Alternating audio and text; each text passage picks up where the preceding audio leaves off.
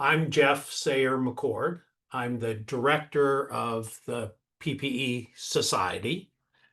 And as many of you know, we host conferences, we sponsor working groups on different topics, and wonderfully, thanks to a generous grant from the Templeton Foundation, we've been able to establish the PPE Research Consortium. And that's put us in a position to do a call for proposals and to offer grants for people doing all sorts of PPE research. The plan for this webinar is I'm going to give a brief presentation hitting some high points of the process and the purpose of these grants. And as I'm doing the presentation, if you have any clarificatory questions, feel free to use the Q&A section to post your question. I have two people who I do all PPE things with helping me, Corey Hensel and Rebecca Pugh. They'll be on answering the questions, the clarificatory questions they can during my talking through the slides. If there's a particularly important one or a valuable one for me to answer during the presentation, one or the other will interrupt me. Otherwise, after that presentation, there'll be a free-for-all Q&A. People can raise their hands and ask their questions about anything relevant to this program, and I'll do my best to answer them. If you're not comfortable asking during the webinar itself, you can post the questions on the Q&A, and Corey and Rebecca will try to answer those, or we'll read them in the process of the free-for-all question session as long as we have time. Okay. So let me just set up the PowerPoint.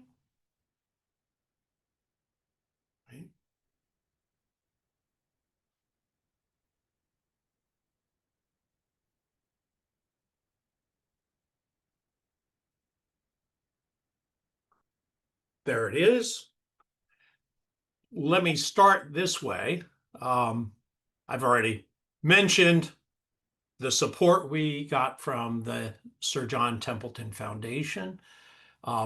This is specifically about the PPE Research Consortium, which their support has made possible.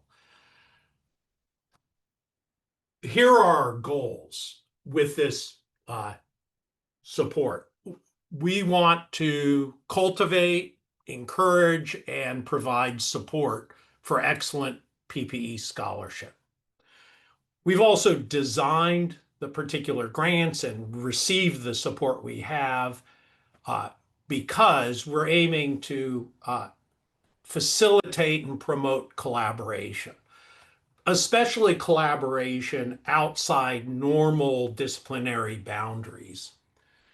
And we're also hoping that part of this process will involve creating various resources that will be helpful to all of us in various ways in our teaching, in our helping people understand the value of PPE as an intellectual and pedagogical approach to thinking about the world we live in and how we might make it better.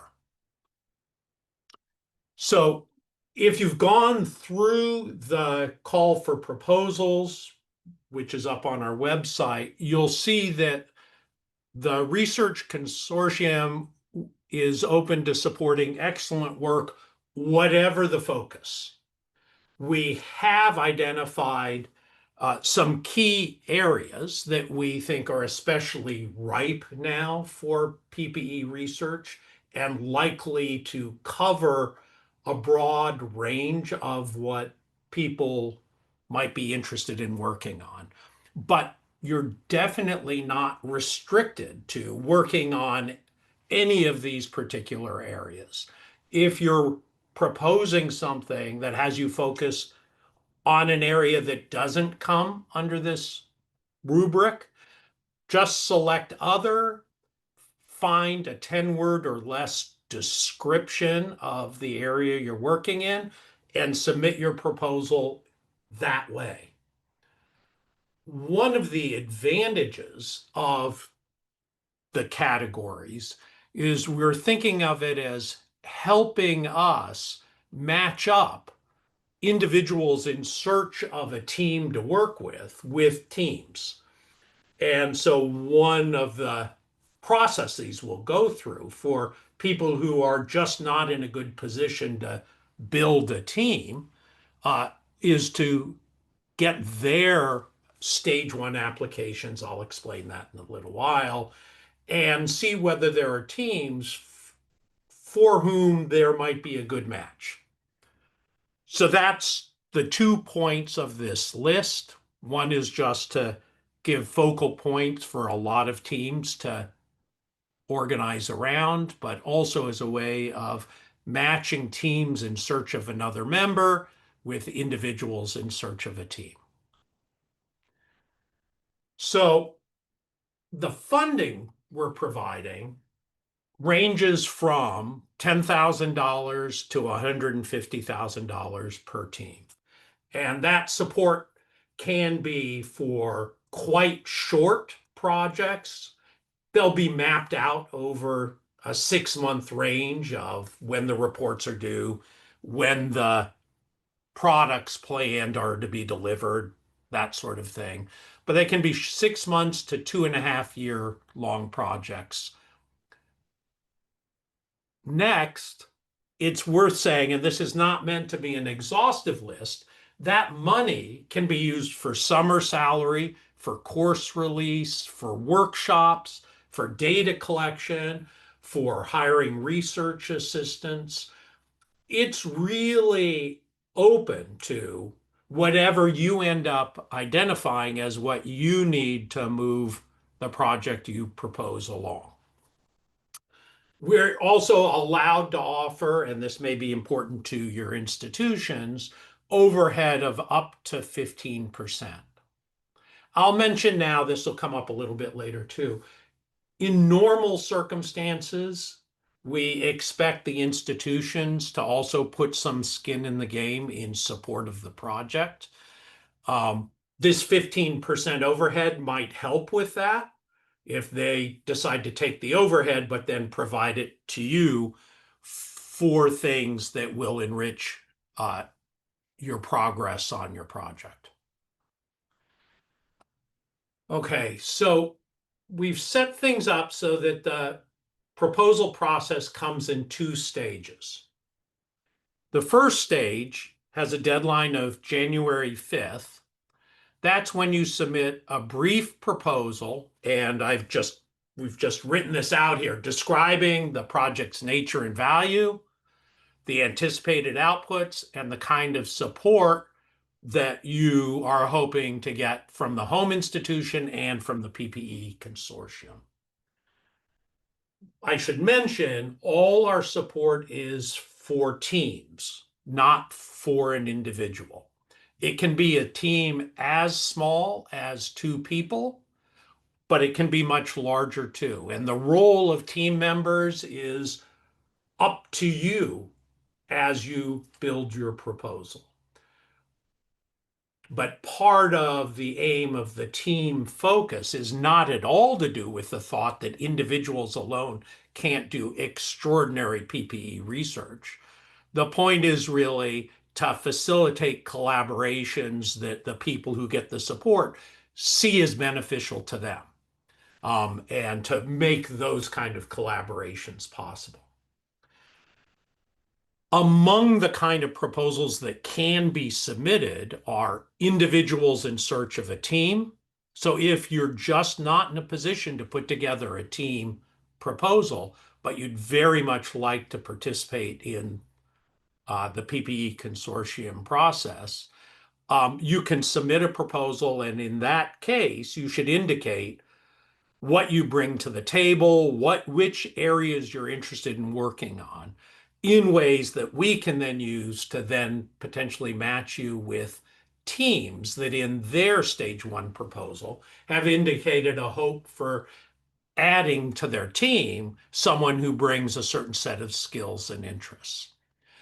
We won't be actually matching you, but we will be looking for what look like good matches, and we'll let the teams know of the people interested in joining together, or if there's sets of individuals, we'll set up a way to introduce you to do with as you will, or not. March 1st is the deadline. What will happen is we'll use the brief proposals to invite a subset of the people who've submitted those to submit stage two proposals. These are full-blown proposals with full set of team members and a lot of detail about what you're going to be doing on this project, what the schedule is, what the budget is, and a justification for the support you're requesting from us, as long as, again, an indication of what your institution will be doing to help support the project. It's important as you think about projects you might be interested in doing that it's not a requirement of the team project model that there be a single, quote, output that's co-authored by you all. What has to be true is that bringing you together, working together, interacting with each other on what you're interested in enriches the work you're interested in doing in ways that it wouldn't otherwise be enriched. And so the outputs may be a set of single authored papers on the same subject from different directions, but each of which is itself enriched by paying attention to other tools or disciplines of or areas of research that are not just of the same kind as what you're doing. This is the aim to cultivate genuinely PPE research that's not just, say, about economics but not engaged in economics, or about justice but not engaged in justice, or about institutions but not actually paying attention to other aspects of institutions beyond their design, let's say. Okay. Nothing much needs to be said about this. This is what's involved in the stage one proposal. The PowerPoints will be available. This is worth talking through briefly. Each team will need to have one person designated or co-designees as principal investigator or principal investigators. To be a principal investigator, the person needs to have a PhD or an equivalent and hold a faculty position at an accredited college or university, or if not at a college or a university that's accredited, a research position at a pre-approved nonprofit research institution. And what you need to do to get an institution pre-approved is reach out to us before December 10th, 2025. Also, it's worth mentioning that though a person who is a PI on one project might be a team member on another project, each PI or co-PI can only play the PI role on one project. So by the time we get to the stage two proposals, each person who is planning to be a PI will need to select which project and which team he'll be the PI on. Also, requirement is if this is work that involves human subjects, then IRB approval will need to be secured. And another thing to note is that this is open to people anywhere in the world. The only thing to keep in mind is the payment is in US dollars, and it won't be adjusted to take account of fluctuations in the value of currency. So whatever you ask for, however you then plan, if you get a grant, you'll need to keep that in mind. The PI role partly is important for us to have an associated institution that helps with keeping track of the money we send, giving accounting of it, proper kind of accounting of it, and distributing it appropriately to the people who are being supported by the project. The PI is going to be responsible for submitting at least an interim report and a final report. There might be more reports depending on how long the project lasts and also on the nature of the project. And that's going to be the setting what reports, if any others besides those two, will be a conversation between us and the teams in question. Another requirement is the PI needs to attend one of two, they're welcome to attend two, but one of two PPE Consortium workshops, which are going to be held in conjunction with the PPE Society annual meeting, which happens in New Orleans each November. The two PPE Consortium workshops are in 2027 and 2028. We also expect the PI to be engaged in day-to-day, so to speak, project management. It may well be that it's not actually every day, but it's not someone who is a PI, goes off, and then revisits things. They're responsible for making sure the project moves along efficiently and well.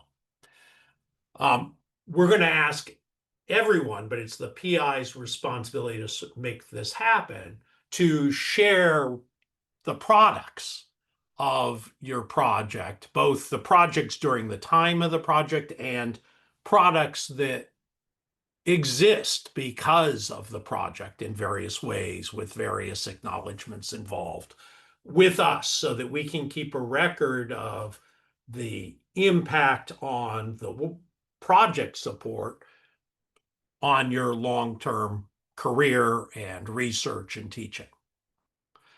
And of course, we'll expect each team to adhere to transparency and good research practices.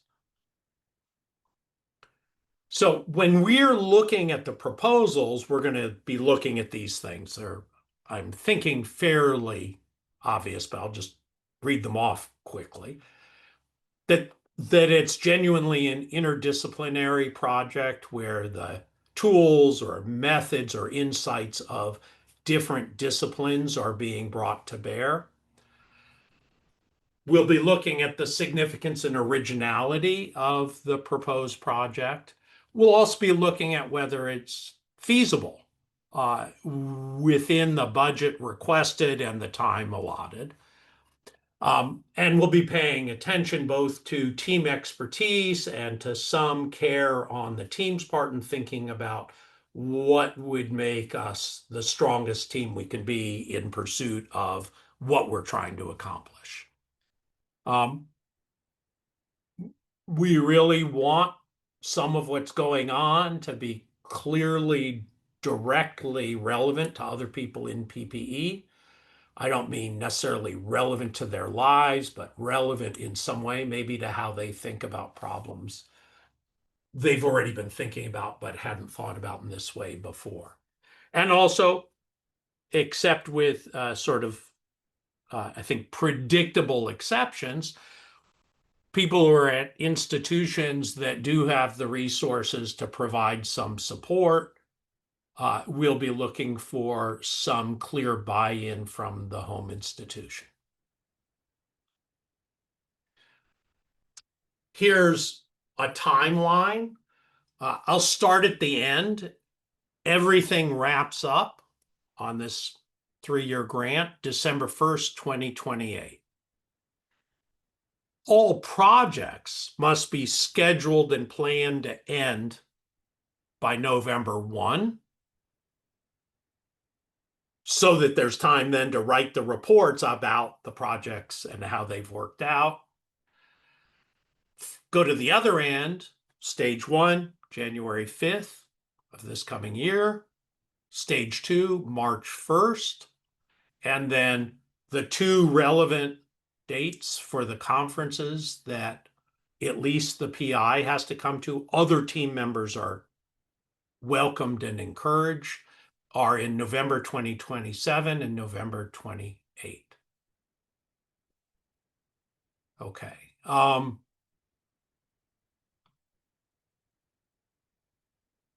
Just recommendation, we've set up the request for proposals. We've created a page of information, answers to what we anticipate will be frequently asked questions. Of course, most of them haven't been asked yet, so it's predicted frequently asked questions. Start drafting a proposal, thinking about areas you're interested in, and identify collaborators. Corey, you've raised your hand. Yeah, thanks, Geoff. I have a couple of questions that I wanted to put out loud. One question is the $150,000 cap on direct costs or on direct and overhead? Direct and overhead. That's what I thought. Great, thank you. And then the other good question is, how do we determine what is sufficient contribution from the home institution in the way of buy-in? So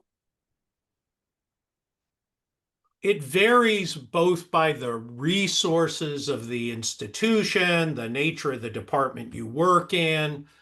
It can come in various forms. It will help if a chair or a dean is excited by it. And it's important to know that if it's the kind of institution that can take overhead, you could put that into the proposal, having worked out with them the expectation that some significant portion of that overhead comes to your department or program or curriculum to support your work.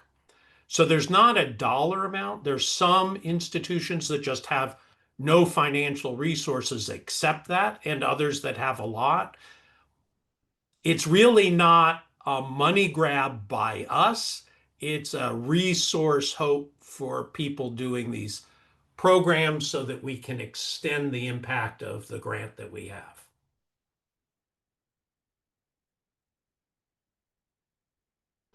Other questions, Corey? And for me, we can welcome people to raise their hand if they'd like to get on mic and ask in a live way.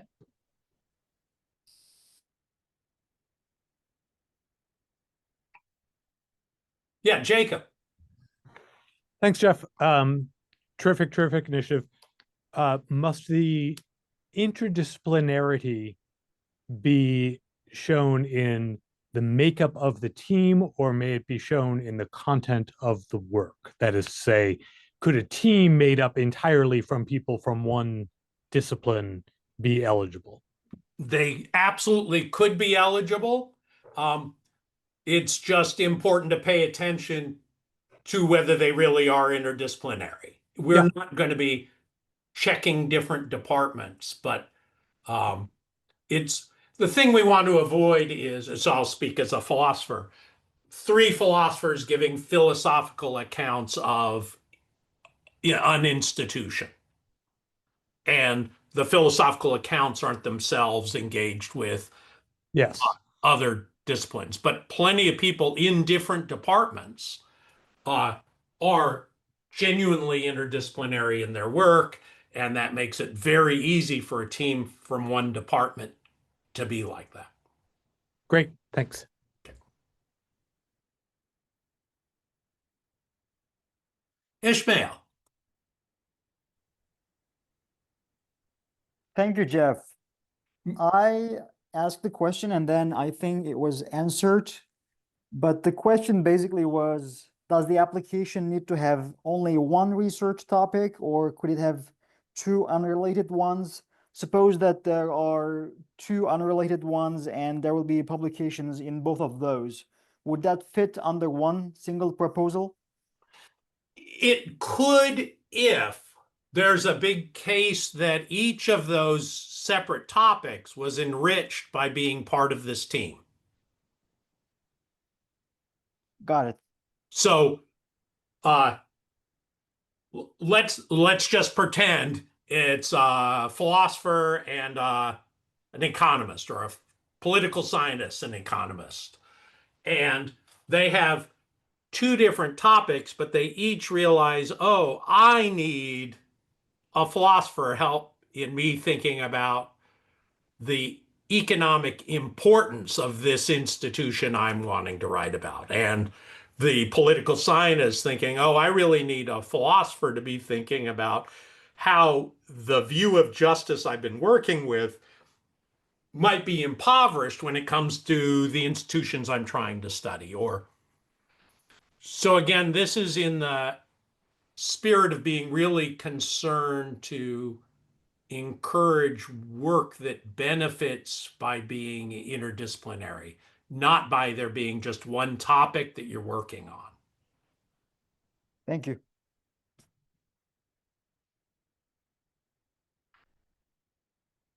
James. Yes, thank you. So I'm thinking of assembling a team with maybe two PIs, but we'd be at two separate institutions. Each of our institutions would probably contribute in some way. Because of that, will we be able to split the overheads between us? I think I don't really know the answer. I suspect that either it could be part of the agreement that they each get some percentage, 7.5%, or it could be that we have to go to just one institution, but it would be an agreement between the two institutions that half of that overhead goes to the other institution. I kind of suspect it'll be the second, because part of what we need to do, why we have PIs in particular, is we need to find an institution who takes on the responsibility of managing the reports on the finances. That's helpful. Thank you. Okay.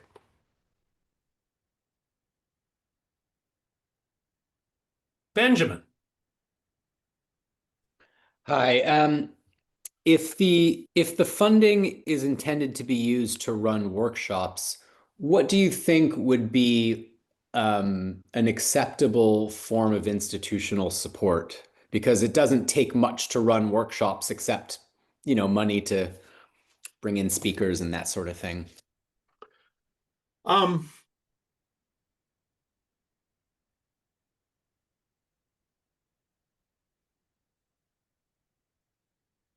think it's a good question. So I think it depends on the case. What I'm imagining is some proposed workshops actually don't cost the minimum we can give, the 10K.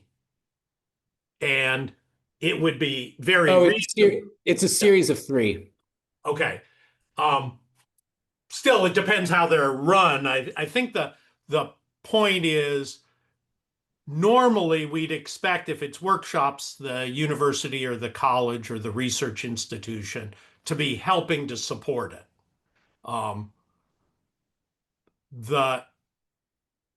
I think I'd need to see the details. I mean, they're definitely, again, schools, I'd say they just don't have the resource to bring in speakers. And part of the argument is having these speakers and these workshops will vivify this program in a way that we just can't possibly do otherwise.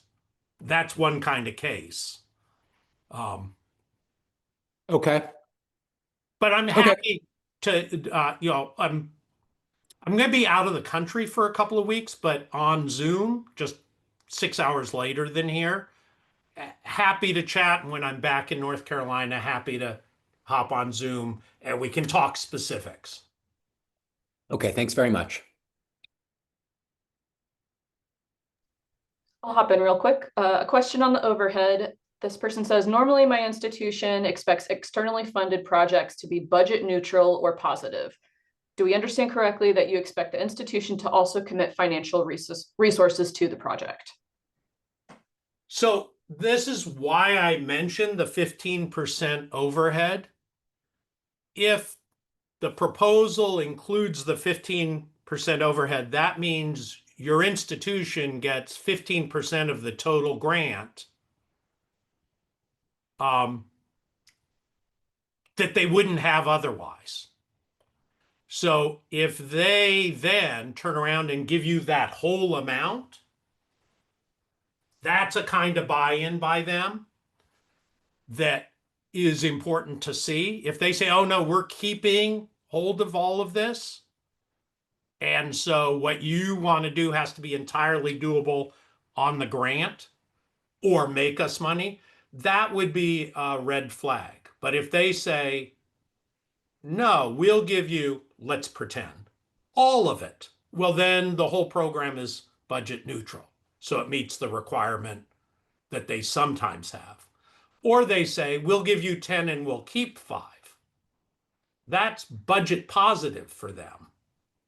So that's part of why, one way to think about how the overhead can work.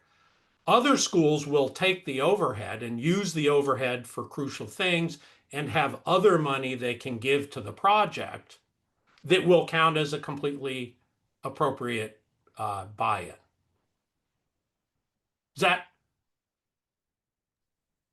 follow up if that's Thanks, Geoff. okay.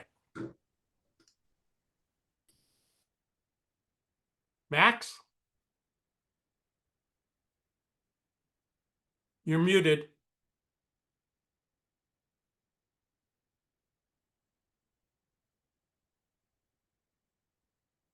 Max Hayward? He must be away from his computer for a second. Are there other? How many hands do you have? Emma.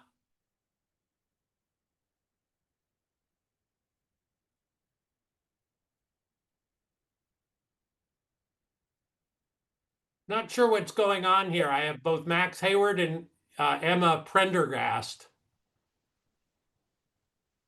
Hey, Hi. Sorry, I think I was muted. I was wondering if you could say a little bit about who will be reviewing the proposals. So, like, for example, what is the disciplinary background of the reviewers?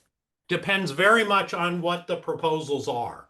So we will reach out. We have, because of the PPE Society, a quite broad range of people who we would call on to serve as referees, depending on what the topics are. So it's not going to be, it's going to be very specific to the proposals. Great, thank you. Okay. Armando. Hello. I actually had a question about what happens if the team consists of senior scholars and junior scholars. Clearly, a mentorship relationship is not proper, but if it's very likely that the junior scholar will benefit more from the partnership that the senior scholar, is that something that is out of the picture completely? No, but I'm afraid I'm missing something. Why would that be out of the picture? No, I wasn't sure. I was just presupposing. So, well, okay. So let me ask the first question. If there is if you have an idea that includes a more mentorship thing in which you are asking senior professors from fields that normally don't interact with each other or with your research, but your research could benefit from it greatly, will that be something acceptable for this kind of project, or will that be something? Absolutely. Oh, okay. That's the kind of thing we're hoping happens, because there are these socially established obstacles to interactions that could be just hugely beneficial, both to the senior scholars and the junior scholars, and no doubt asymmetric in all sorts of ways. But no, what you described sounds terrific. Okay, thank you. Yeah, Corey. A few more from the Q&A. Can declining to ask for the overheads count as showing institutional support, since it'll always cost something for the grant holding institution to administer a grant?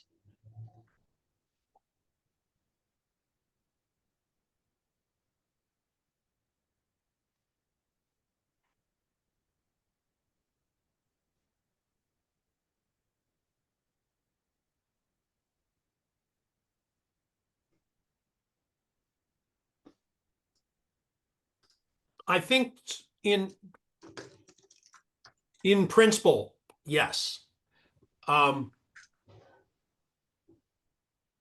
also, the more money that can go to the projects themselves, the better. And so it's certainly fair for an institution to say, we don't have any other resources, but we've already got the accounting resources and we're willing to devote some of those to support this program. It would be pretty important to see other signs of buy-in from, deans or chairs, if not financial, because just a willingness to process taking in money is it's not cost-free, but it's not a very high bar, and there's a lot of reputational advantage to institutions of getting grants for their faculty. So it really isn't the key thing, but I would want to hear more about why that's all and what they would like to do.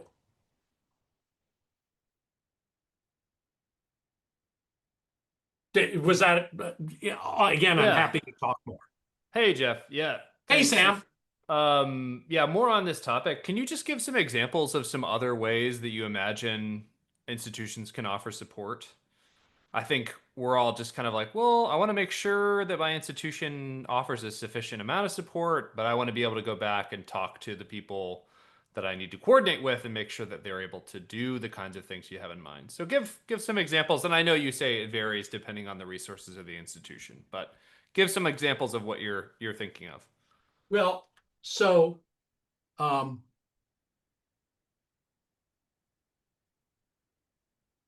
major thing that matters here is that there's restrictions on the money we have for supporting travel.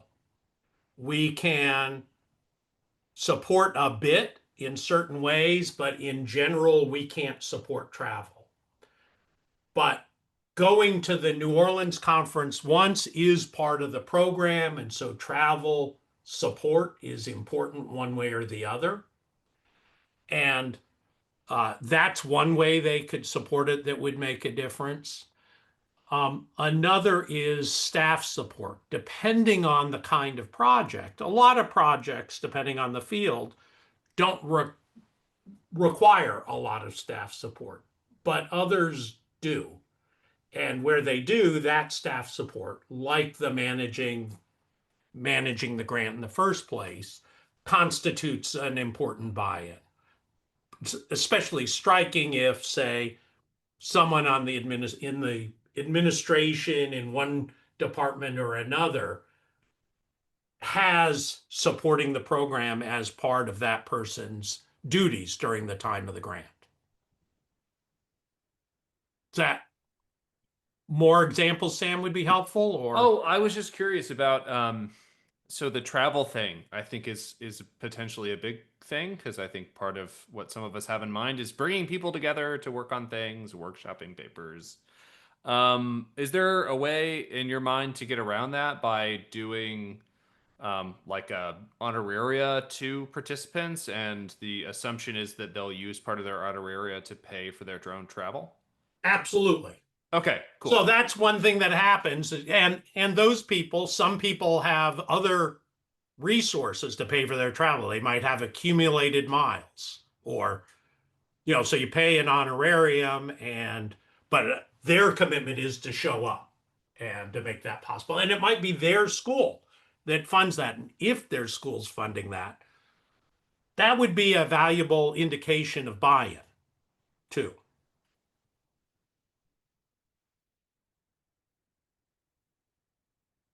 Hey, Max. Okay, can you hear me now?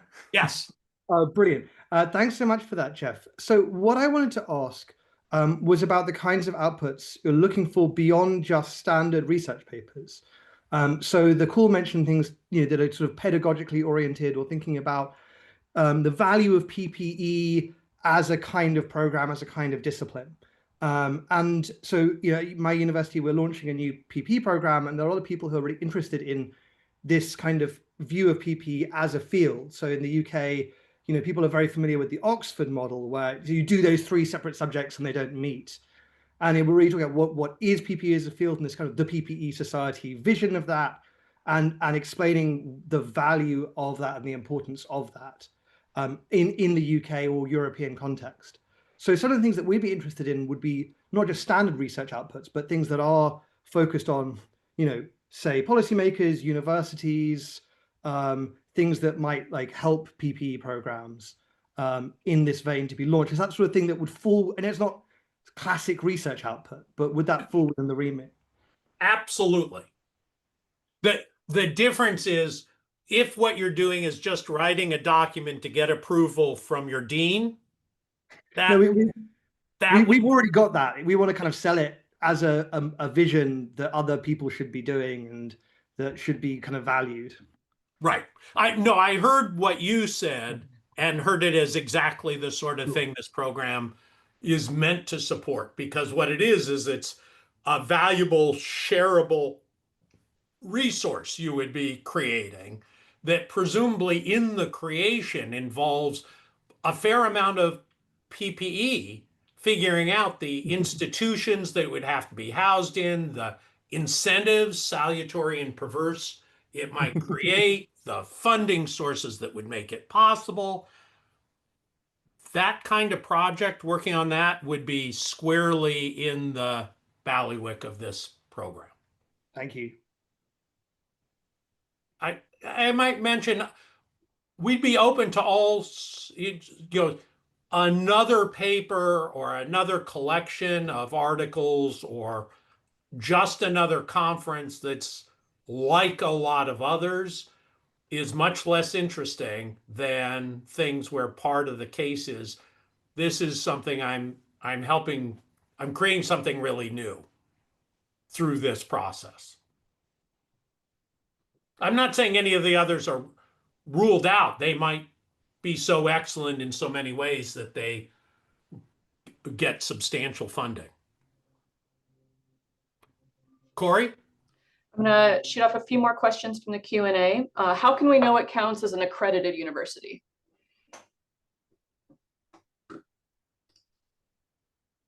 That's a good question. I don't quite know the answer. So in the US, there are accrediting programs, different regions have different programs. And there's even some shopping done. If this is about foreign universities, I don't know what counts above the bar for that. I think one thing that's happening in the States, for-profit universities probably don't count. But I don't know that for sure. And if it's unclear to you about your institution and the institutions partners on the team might be members of, that requirement's only, I should say this, only a requirement for the PI, and it's tied to being an institution we can legitimately send money to and have them responsible for the accounting of the expenditures of the funds. Other people on the teams can be independent scholars, or they can be people who do other things. They're not scholars that turn out to be relevant to the work you want to do in urban studies. So when it comes to what counts as accredited, I think I have to say, well, the bottom line is, can we get approved by our university to send money to that university or college and be trusted to give accountings we can rely on? And that's a case by case I can follow through on. There'll be some I'll say, oh yeah, that's not a problem. But there are plenty I'll have to investigate. Thank you. The next question is, does the research involving human beings go through the IRB of the PI or the co-PI's institution? Yes. Okay. Next one, how can institutions of co-PIs show support in the case where funds are sent to the PI's institution only? And would support from institutional actors like deans be best expressed in a letter of endorsement? Definitely well expressed by letters of endorsement. Also, if someone's at a co-PI is at an institution that's not the one receiving the money, providing some money nonetheless is often available to those institutions, either to the person at the institution or to the other institution to support the program. Okay, the next few questions are related. Can you speak more about the restrictions on travel support? And should proposals not include requests for funds for travel? And there's some confusion as to why the consortium isn't keen on paying for travel, but is happy to pay honoraria for visiting speakers. So the restriction on travel is a restriction on Templeton money. And we don't yet understand exactly how that restriction works. So that's something we're going to be addressing and looking at, filling out the frequently asked questions. So I believe it's just a Templeton Foundation restriction on their gifts. And I think it's something that has some flexibility in some cases, but I don't know what the flexibility is or what the cases are. Okay, correct me if I'm wrong. Should the budget that is shared in the proposal still include travel needs just so that it provides a full picture, even if it's not explicitly being requested? Yes. Okay. What we want to see is what's the project and what are the resources it's taking to make that project happen? And what do you need from us to make it happen? So you definitely should include resources put in. So when we got this grant, we put in, UNC put in resources to support this re-granting program. And that was an important buy-in by the dean of the college that meant a lot, I think, in various ways. Related to that, will there be a list of other funding restrictions like travel published online? So let me back up and just say that support from the dean that meant a lot covered expenses that were part of us making this program work. Without that money, we couldn't make the program work. Just to speak more to that question. So there are various restrictions because we're a public institution and the Templeton is a private foundation. The money that we're distributing because of these two institutions and slightly different variations can't be used for political campaigns or to support particular candidates. It can't be supporting political activism in some generic tax code defined way. We have been working. We've asked for the specific restrictions on money that comes from UNC out, but we don't have that account yet. We will be putting all the information we have about that online in the frequently asked questions once we get the answers. That's all from the Q&A box, but if anyone has further questions, we have a couple more minutes if you'd like to raise your hand.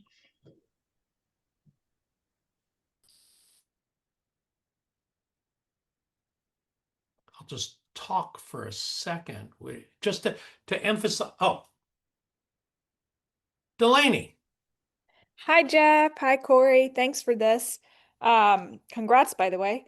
Thank you. My question was about if you were kind of involved with multiple things. If you were to be a PI on something, but be supporting something else, like what's the best way to, like from your perspective, is that like we're trying to spread this around, or is it project driven? Is it Like, would it be harmful to a project to agree to support it in some way, even if you were already doing other stuff? Um,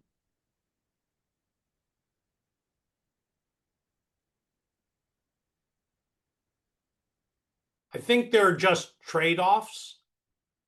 I think we do want to support as many people doing interesting work as we can. But then and so that's on the one hand an encouragement to, have your place taken by somebody else on some project or other if your place on another project is going forward. On the other hand, you might be a key part to the other project being such that it would get support. And what we would be doing is first trying to get all the proposals we want to support, figuring out how the budgets work, seeing whether we can support even more or we have to trim it down. And so I think I can't tell you an ex ante answer to a strategy question. It might even be that you're more excited about one than the other, but more important to the other than the one. And don't be involved in a lot of them. 2 doesn't seem to me excessively involved. Okay, that's helpful. Thank you. A few more from the Q&A. Someone asks, I would greatly appreciate further clarification regarding the following stipulation. Grantees' home institutions will, barring special conditions, be contributing substantially to the project. My colleague and I are affiliated with a small, private, multidisciplinary university in Pakistan that places a strong emphasis on liberal arts education, a relatively rare model in the country. Given the scale and nature of our institution, our resources are limited. We are confident that we can secure a travel grant to attend the mandatory workshop. However, we do not anticipate being able to obtain substantial financial support from the university. So I would count relative to the institution as you've described it and the distance of the travel, that's a substantial contribution. I'd also suggest thinking about building into the proposal the overhead and asking, build into your proposal them giving you a certain percentage of that in effect, which then makes them financially noticeably better off and turns some of that resources into their support for you, not just to travel, but also to include a research assistant in certain areas of research. I'm obviously just making this up, not knowing any details, but we're completely aware that there are a lot of institutions that are not well resourced, and we're keen to make sure that that doesn't keep people from being able to get these grants. Thank you. One more. For humanistic and social science research, one of the leading research expenses is often national and international travel. So it would be good to clarify which substantial expenses are eligible or whether the honorarium is a way around the problem. We will try to nail that down. As I said, but only just a minute or two ago, exactly the nature of the restrictions are unclear to us, and we haven't gotten clarification on them. We just know that the fudgeable area is substantially restricted, but we don't know what the boundaries are and why.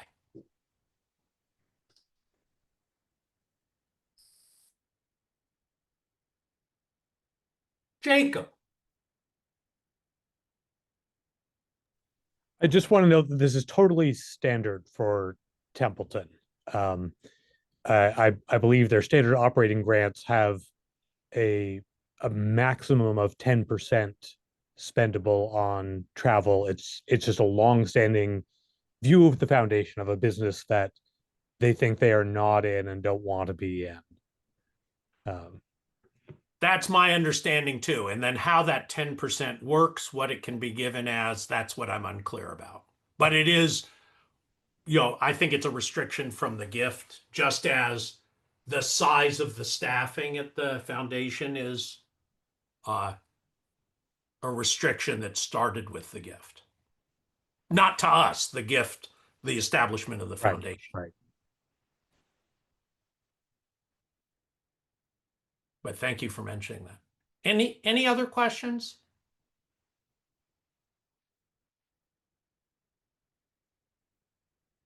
Please know that we're available to answer any questions we can. Email us at the consortium email address in the PowerPoint. If there are particular details that need to be checked, we're happy to do what we can to check them on our side. Please understand that what counts as substantial is proportional to the resources of the institution. And I don't mean in any direct proportion to, say, the endowment or the cost of tuition or anything like that. But we have a sense of the vast variety of institutions, and that affects what that expectation will come to. Corey. One last question in the Q&A. Can open access publishing fees be paid using this grant money in order to increase impact of research? Yes.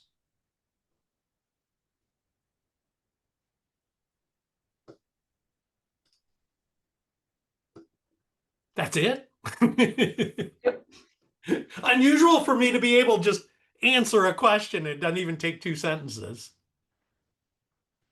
Well, thank you all for coming to this. We're going to hold, I think, at least one more at a different time to try to accommodate people in other time zones than the ones that more or less easily could come to this. But I also realize some people are here when it's a horribly bad time for you given your time zone. So thank you all for coming. I hope you end up putting together proposals you're really excited about, and look forward to us getting excited about them too. Thank you very much.